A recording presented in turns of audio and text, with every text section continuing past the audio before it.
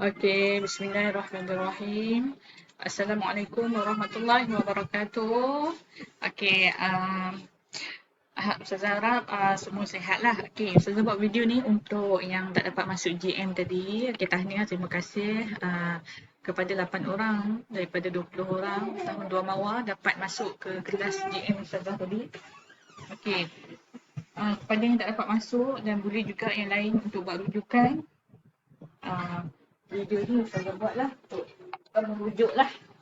Semoga kamu dapat manfaat dari apa yang kamu pelajari hari ini, insya-Allah. Ustazah harap sangatlah. Okey, kelas hari ini ialah kelas Bahasa Arab, Al-Lughatul Arabiyyah, kelas Bahasa Arab. Okey, tajuk kita pada hari ini ialah jismissalimu, iaitu badanku yang sihat, badanku yang sempurna maksud dia. Okey, kemahiran yang hendak kita capai ialah kemahiran mendengar, bertutur dan juga kemahiran kemahiran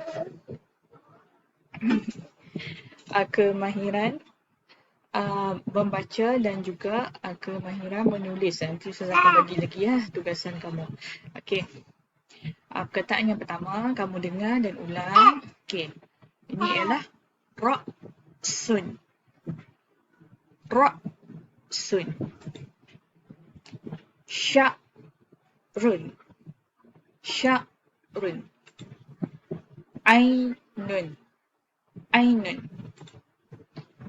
Anfun. Anfun. Famun. Famun. Lisanun. Lisanun. Asnanun. Asnanun. Khaddun. Khaddun. Ini ialah uzunun. Uzunun.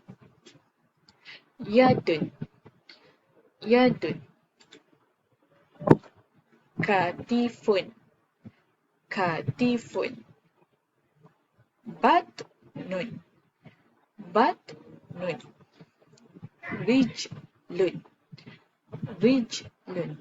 Okey, kemudian kemahiran membaca. Ra'sun. Ra'sun. Sya'run. Sya'run.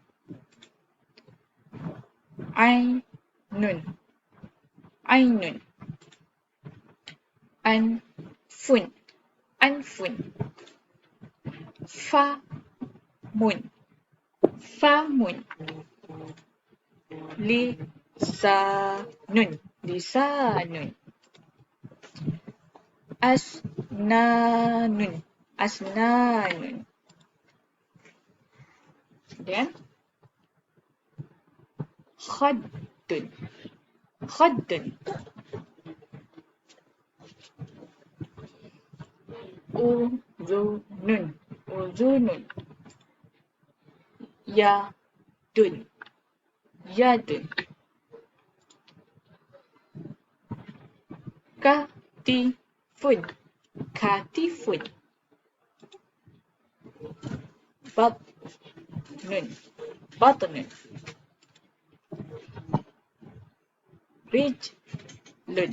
Rijlun. Okey, ini ialah kemahiran membaca.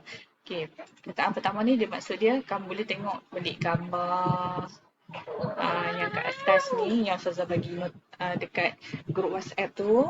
Okey, boleh rujuk dekat situ apa perkataan pertama, Ustazah ikut turutan tu lah.